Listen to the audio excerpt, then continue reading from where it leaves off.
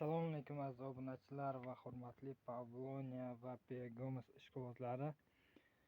O'tgan videomizda chuvalchanglarni go'ngdan, ya'ni ozuqadan Begomusning o'zidan qanday qilib ajratish sxemasini ko'rsatgan edik, ya'ni mana shu holatni. Hozir esa sizlarga 2 kun ichida chuvalchanglar qanday tez va ya'ni yangi go'ngga o'tgan jarayonni ko'rsatib o'tamiz. Уже hozir qorong'ida uncha yaxshi ko'rinmayapti mana o'sha mana.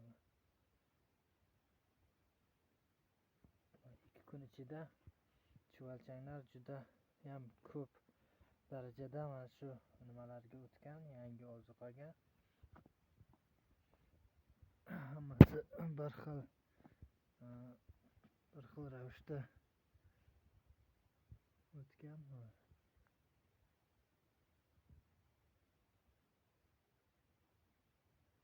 Ya'ni yana 1-2 kun sabr qilsak, bundan ham ko'p o'tishi mumkin. Ya'ni buni уже olib turib, ya'ni chuvalchangni boshqa joyga ko'chirsa ham bo'ladi, joyida qolsa ham bo'ladi. Ya'ni 1-2 kun yana sabr qilsak, bundan ham ko'p o'tishi ham mumkin. Zichligi juda ham yaxshi bo'lgani uchun buni уже olib turib boshqa joyga o'tkazsak ham bo'ladi. Begomus qiziquvchilariga, Pavlonia qiziquvchilariga yana ma'lumot uchun aytib o'tamiz.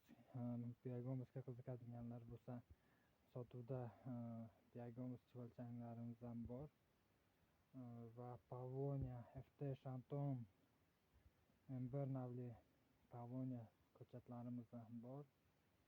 Telefon raqamimizni qoldirib o'tib ketamiz. Manzilimiz